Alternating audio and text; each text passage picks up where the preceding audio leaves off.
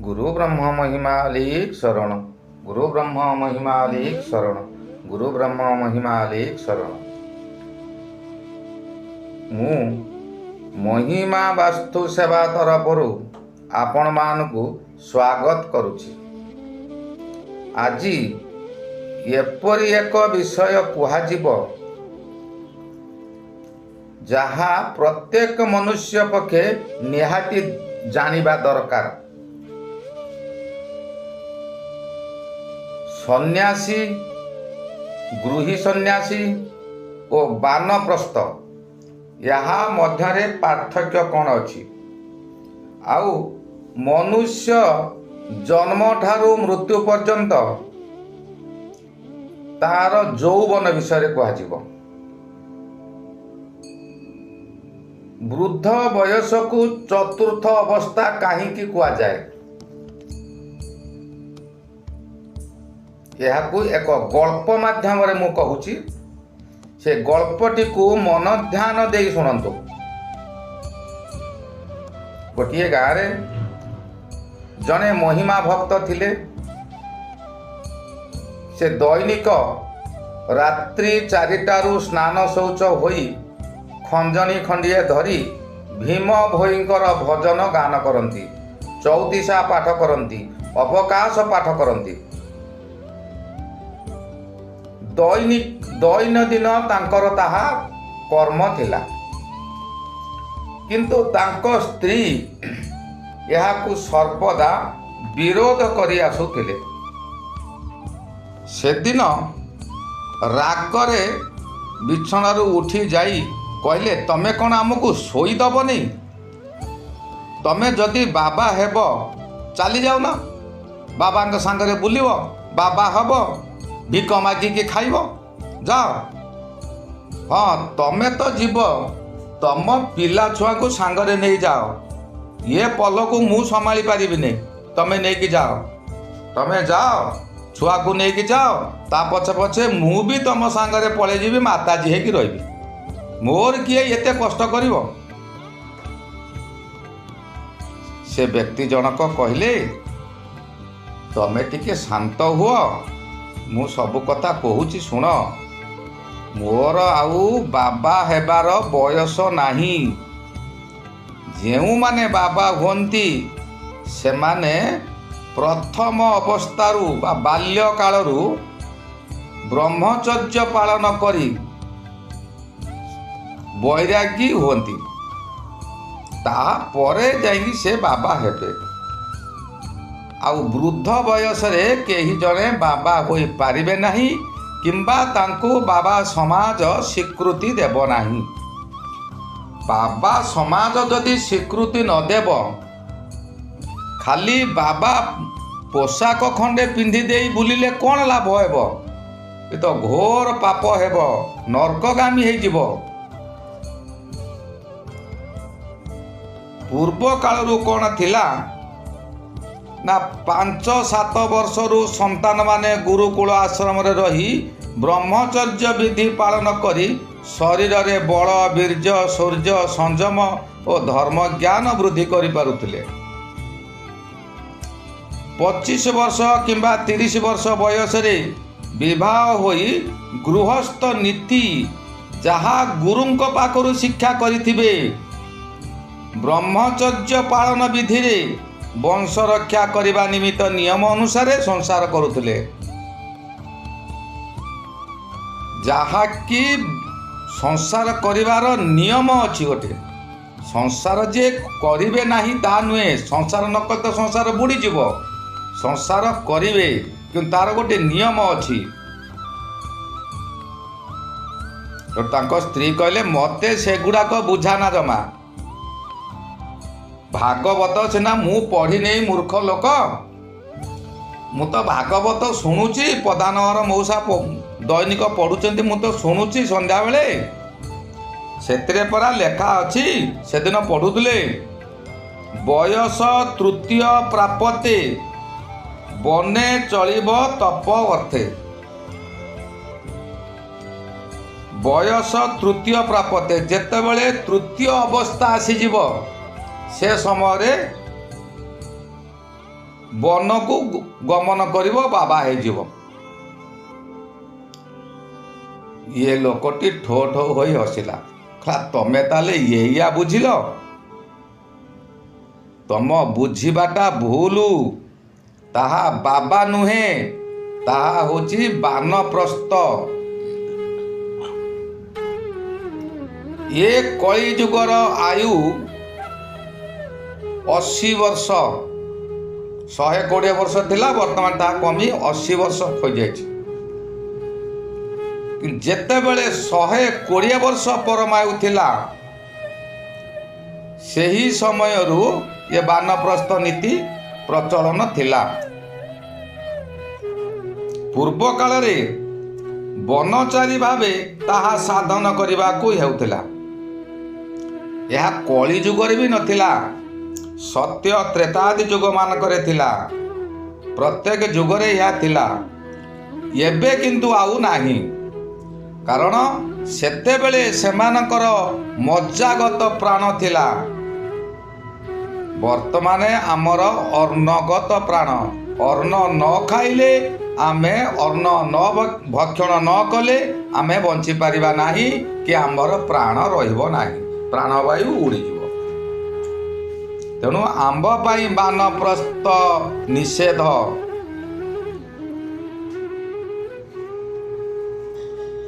ସେ ସମୟରେ ଯେଉଁ ସନ୍ତାନ ଗୁରୁକୁଳରେ ରହି 25 ବର୍ଷ କିମ୍ବା 30 ବର୍ଷରେ ବିବାହ କରୁଥିଲେ, ସେମାନେ ଗୋଟିଏ କିମ୍ବା 2ଟି ସନ୍ତାନ ଜନ୍ମ ହେବା ପରେ ସନ୍ତାନ ବଡ଼ ହୋଇଗଲେ ତାଙ୍କୁ ଯେତେବେଳେ 52 ବର୍ଷ ଅତିକ୍ରମ କରିଯିବ, ସେତେବେଳେ ଯାଇ ବାନପ୍ରସ୍ଥ ପନ୍ଥା ଅବଲମ୍ବନ କରିବ। ଏବେ କିନ୍ତୁ ଆଉ ତା ନାହିଁ। ଜ୍ଞାନୀମାନେ ବର୍ତ୍ତମାନ ନିଷେଧ କରିଛନ୍ତି।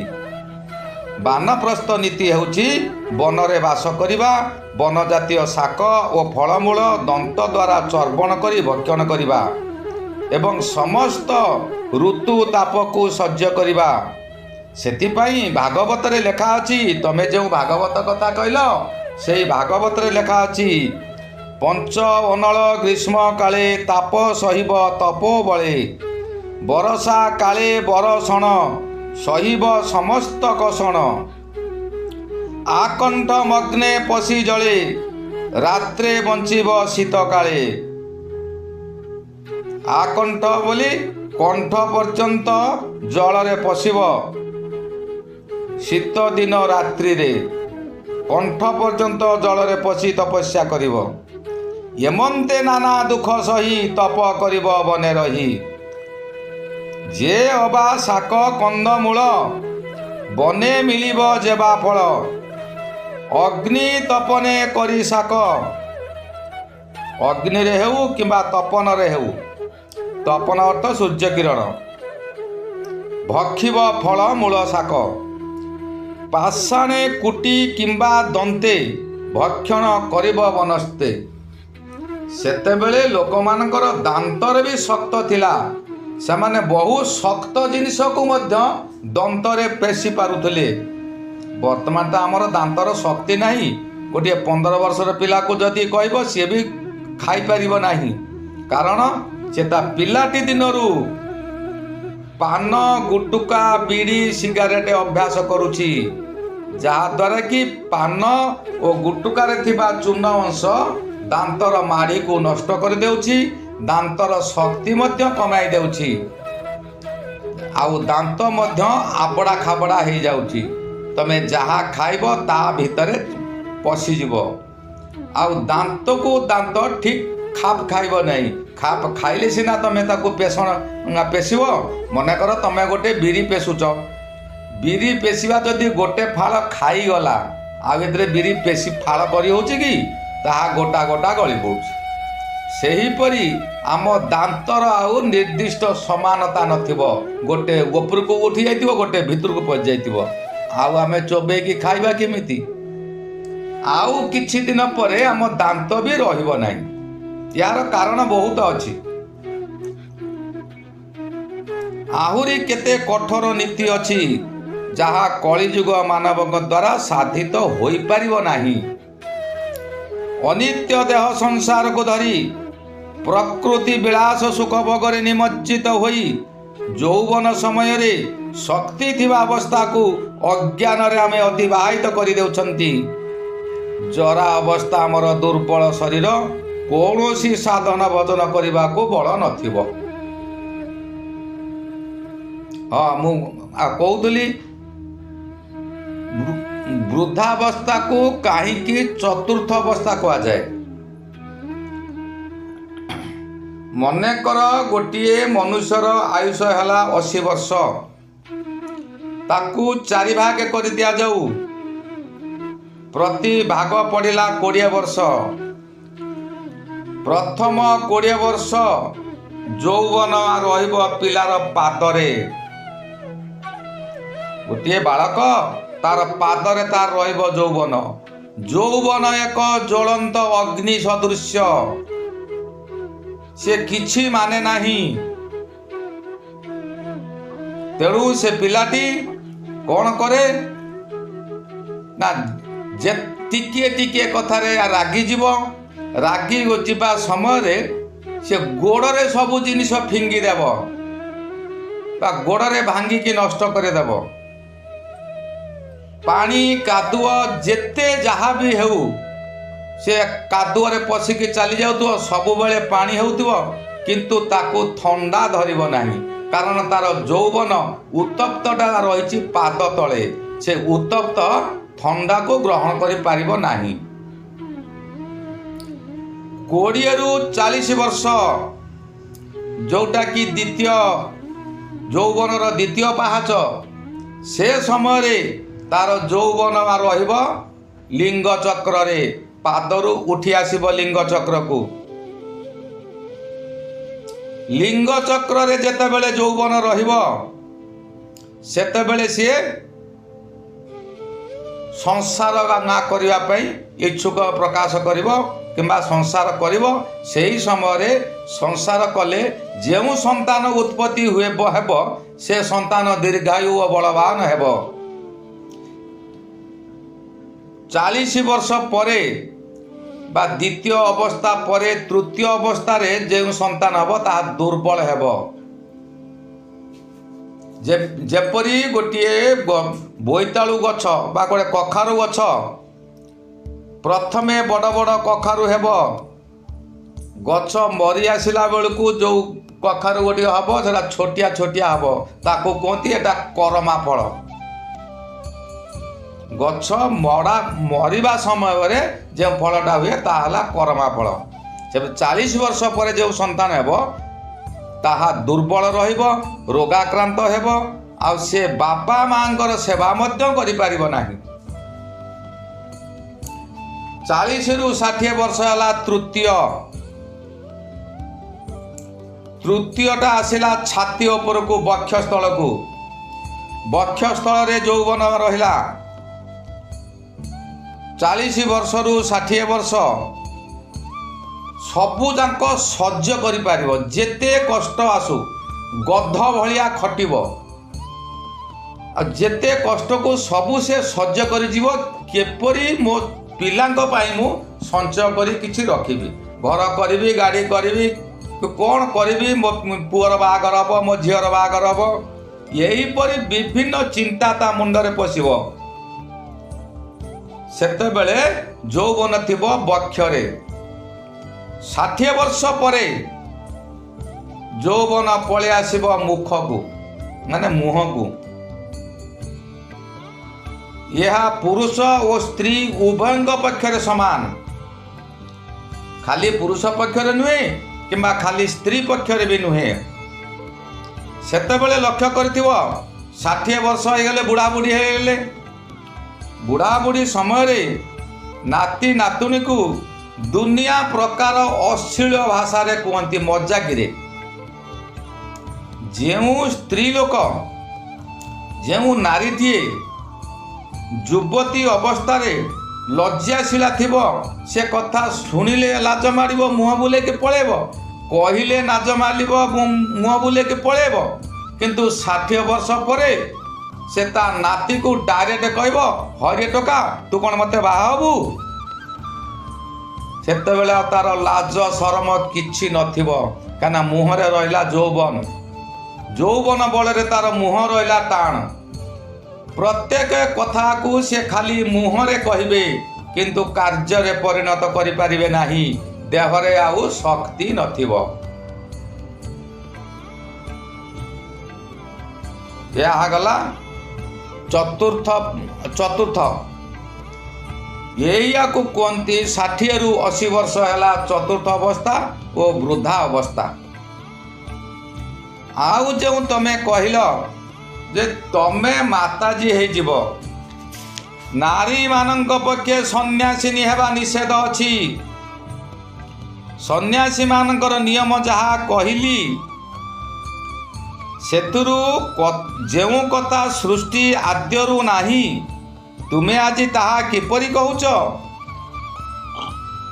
ସ୍ତ୍ରୀମାନେ ଯଦି ସନ୍ନ୍ୟାସିନୀ ହେବେ, ତେବେ ଜଗତ ମଧ୍ୟରେ ସନ୍ନ୍ୟାସ ଧର୍ମ ରହିବ ତ? କାହିଁକି ନା ପୁରୁଷମାନେ କାମିନୀ କାଞ୍ଚନ ତ୍ୟାଗ କଲେ ସନ୍ନ୍ୟାସୀ ବୋଲି ପରିଚିତ ହେବେ। ଜଣେ ସ୍ତ୍ରୀ ଯଦି ସନ୍ନ୍ୟାସିନୀ ହୋଇ ସେ ପୁରୁଷ ସାଙ୍ଗରେ ରହେ, ସେ ଆଉ କାମିନୀ କାଞ୍ଚନ ତ୍ୟାଗ କରିପାରିବ କି? ନା ଆଉ ସନ୍ନ୍ୟାସ ଧର୍ମ ରହିବ ଯେ ତମେ ସନ୍ନ୍ୟାସିନୀ ହବ? ତମେ ସନ୍ନ୍ୟାସୀ ଧର୍ମକୁ ପୁରା ବୁଡ଼େଇ ଦବ। ଗୃହ ମଧ୍ୟରେ ଘୃତ ଅଗ୍ନିକୁ ଏକତ୍ରିତ କରି ରଖିଲେ ଘୃତ ତରଳ ହେଇଯିବ। ଆଉ ତାକୁ ଯଦି ବାହାର ବୃକ୍ଷ ମୂଳେ ମଧ୍ୟ ରଖାଯାଏ, ତାହା ମଧ୍ୟ ତରଳ ହେଇଯିବ। ତେଣୁ ଘୃତ ଆଉ ଅଗ୍ନି ଇଏ ଯେପରି ଏକାଠି ହୋଇପାରିବେ ନାହିଁ, ସେହିପରି ନାରୀ ଓ ପୁରୁଷ ସନ୍ନ୍ୟାସିନୀ ହୋଇ ରହିଲେ ତାହା ସନ୍ନ୍ୟାସୀ ହେଇପାରିବେ ନାହିଁ କିମ୍ବା ସନ୍ନ୍ୟାସିନୀ ହେଇପାରିବେ ନାହିଁ। ଦୁହେଁ ଦୁହିଁଙ୍କ ପ୍ରତି ଆକର୍ଷିତ ହୋଇଯିବେ, ଯାହାକି ଏବେ ସାଧୁ ସମାଜରେ ପ୍ରତ୍ୟକ୍ଷ ଭାବରେ ଦେଖାଯାଉଛି। ବହୁ ସାଧୁ ଗୁପ୍ତରେ ମଧ୍ୟ ଏ କାର୍ଯ୍ୟ କରୁଛନ୍ତି। ସବୁଦିନେ ଚୋରଙ୍କର ଅନ୍ଧାର ରାତି ନଥାଏ। ଦିନେ ନା ଦିନେ ଆଲୁଅ ରାତି ହେଉଛି ହେବ। ସେ ଦଣ୍ଡ ଭୋଗିବେ ହିଁ ଭୋଗିବେ, କେହି ତ୍ରାହି ପାଇବେ ନାହିଁ। ଗୋଟେ କଥାର ଅଛି, ତୁ ତ ମୁତୁରି ମୁଁ ତ ମୁତୁରି, ହେଁସ କାହିଁ ପାଇଁ ଧୋଇବା। ସମସ୍ତେ ତ ସେଇଥିରେ ଯଦି ରହିବେ, ହେଁସ କାହିଁକି ଆଉ ଧୋଇବେ? କାହିଁକି କିଏ କାହାକୁ କହିବ? ନା, ତା ଭିତରେ 100ରୁ ଜଣେ କି 2 ଜଣ ଏହିପରି ଅଛନ୍ତି। ନହେଲେ ଦୁନିଆରେ ଧର୍ମ ରହିବ ନାହିଁ, ଧର୍ମ ବୁଡ଼ିଯିବ। ଆଉ ଯେଉଁମାନେ ହିଁ ତାଙ୍କୁ ବିରୋଧ କରୁଥିବେ କି ଯେଉଁମାନେ ହିଁ ତାଙ୍କୁ ଧରିଥିବେ ଯେ ଏଇ କାମ ଇଏ କରୁଛି, ତାଙ୍କୁ ଏଥିରୁ ବିଦା କରାଯାଉ, ସେଇମାନଙ୍କର ହିଁ ପ୍ରବଳ ଦୋଷ ଥିବ। ତାଙ୍କ ଦୋଷ ଦିନେ ନା ଦିନେ ପଦାକୁ ବାହାରିବ। ୟାଙ୍କ ଦୋଷ ହେଲେ ଅଳ୍ପ ଥିବ, କିନ୍ତୁ ତାଙ୍କ ଦୋଷ ଏତେ ଥିବ ଯେ ସେ ଆଉ ମୁହଁ ଟେକି ବାଟ ଚାଲିପାରିବେ ନାହିଁ।